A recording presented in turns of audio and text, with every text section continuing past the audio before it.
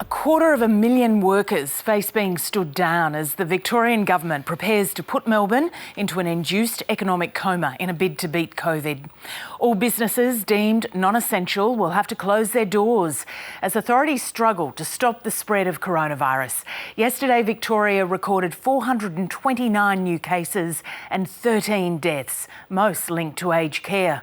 While supermarkets, bottle shops, pharmacies and post offices will stay open, most other businesses and services are now off limits. Strict new rules and reduced production have been brought in for abattoirs after more than 300 cases linked to meat processing facilities. And construction, described by the Victorian Government as that state's lifeblood, will be curtailed, with strict limits on the number of workers allowed on sites. A leading analyst is this morning saying the effect on the national economy will make the recessions of the 80s and 90s look like child's play. Let's get more now from our reporter in Melbourne, Stephanie Ferrier. Matt Doran's at Parliament House for us as well. Good morning to both of you. Steph, starting with you. So which businesses will be hit hardest by these tough new restrictions? Yes, good morning, Michael. Well, over the next couple of hours, we're going to see hundreds of workers arriving here for their last couple of days of work at Chadstone Shopping Centre here in Melbourne South East and in many other businesses and stores like this across Melbourne as part of this massive Melbourne-wide enforced Stage 4 lockdown. That'll kick into action as of midnight on Wednesday. And of course, this, as you mentioned, is going to leave another 250,000 workers either working from home or stood down.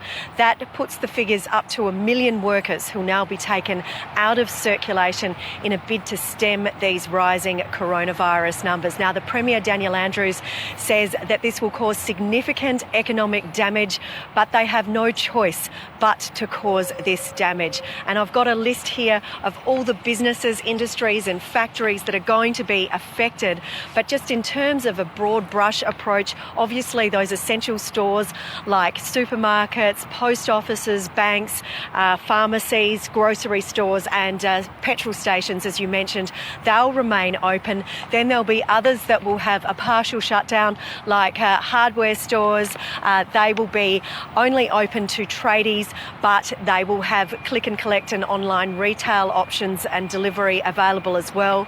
Takeaways and restaurants will stop takeaway and they'll move to delivery only. The abattoir area, where we saw so many of these cases come up, they'll be reduced to 2/3 capacity, and all workers will have to wear full PPE as if they were healthcare workers and get temperature checked as well.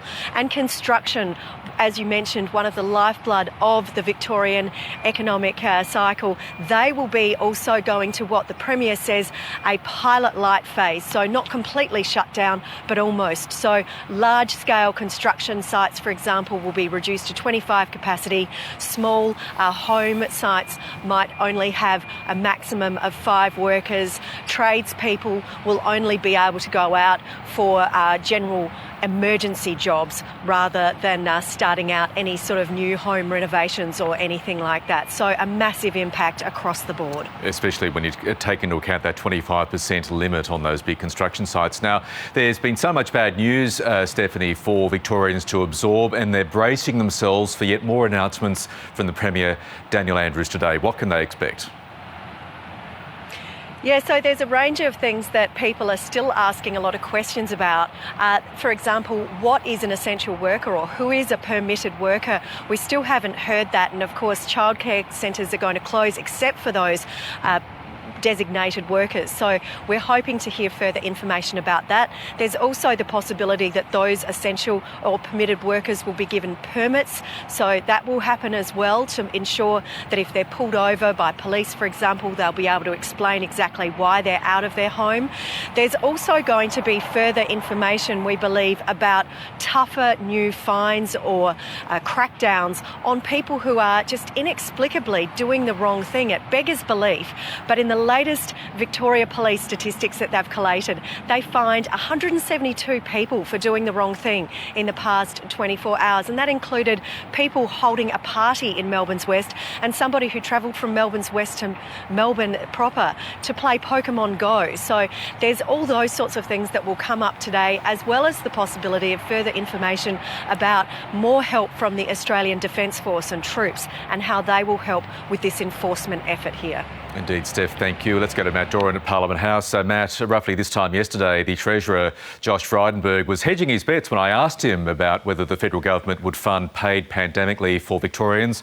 Well, later yesterday, we got the full announcement from the Prime Minister. Take us through it. We did indeed, Michael. Good morning. It's a $1,500 a fortnight payment for workers who do have to self-isolate during this crisis in Victoria, but don't have any leave entitlements to fall back on and aren't covered by the JobKeeper wage subsidy scheme or the Job Seeker unemployment benefit. So you're talking about casual workers here primarily who don't have those leave entitlements usually made available to them. It is a situation that has been developing not only here in when we're talking here about this situation in Victoria, but also more broadly around the country. It has been discussed for a number of months now as we have gone through this coronavirus crisis. Whether or not this has highlighted the insecurity that some workers have in the workforce, that they are having to make this very difficult decision between self-isolating for their own health and for the broader community's health, or going to work and being able to put food on the table, being able to pay their rent and other bills. It's something that has been raised by Victorian health officials, saying that they are very frustrated that some people aren't heeding the medical advice, but they also do understand that some people are in a very tricky spot here. So this $1,500 a fortnight payment will be current in Victoria for the duration of the state of disaster declaration that's been made by Daniel Andrews' government there. It is tied specifically to Victoria, but this does set a precedent for any situation to develop in other states and territories. Should there be outbreaks, this could be the framework for a similar model to be introduced there. Of course, with everyone hoping that that is not the case. It has been broadly welcomed by businesses who are saying they're happy the Commonwealth is picking up the bill rather than the businesses themselves. The unions are saying that this is a step in the right direction. However, they are still concerned that some people might still be losing money on this paid pandemic leave scheme because it would be below that $1,500 a fortnight rate is below what they would normally be earning. OK, Matt Doran, Steph Ferrier, thank you both. Moving on, confusion surrounds Queensland's latest coronavirus case after a man was granted an exemption to enter the state. He'd arrived in Sydney from Afghanistan and caught a Jetstar flight to the Sunshine Coast before driving to his home in Toowoomba. Queensland's Chief Health Officer says the man wasn't required to quarantine in Sydney because he had an exemption as a consular staff member. But the Foreign Affairs Department says the man is a private security contractor. Authorities are investigating reports the man invented the story simply to avoid hotel quarantine. He is now at home after testing positive for the virus, and those on the flight are being contacted. South Australians will face tougher coronavirus restrictions from midnight tonight as the state records 2 new cases. The limit on gatherings in homes will reduce from 50 to 10, while pubs and restaurants will only be able to serve alcohol to seated patrons. Meanwhile, Tasmania's state borders will remain closed until at least the end of August. They were due to reopen to selected states this week, but Premier Peter Gutwein reversed the decision due to ongoing outbreaks on the mainland. The World Health Organization has warned there may never be a silver bullet for COVID-19 in the form of a perfect vaccine. The WHO chief says there's hope vaccines currently being trialled will prove effective, but the road to normality will be a long one. Meanwhile, an investigation by the BBC has found the number of coronavirus deaths in Iran is approaching 42,000, which is almost triple official government figures. And Norway has stopped all cruise liners carrying more than 100 people from disembarking at its ports after an outbreak aboard one ship saw dozens return positive tests just weeks after the cruise industry began to reopen.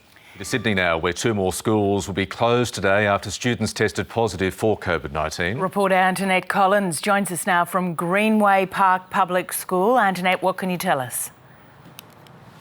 Well, Lisa, 2 students from Greenway Park Public School and a student at the nearby Bonnyrigg High School, both here in Sydney southwest, have tested positive to COVID-19. As a result, both schools are closed today, and that's going to have an impact on around 2,000 students and 200 staff in total who'll be working and learning from home today as both schools undergo a deep clean and contact tracing starts to take place to try and identify the source of these particular infections. All staff and students are being asked to self-isolate while that process is underway, and there'll be further updates later today about when normal classes can resume.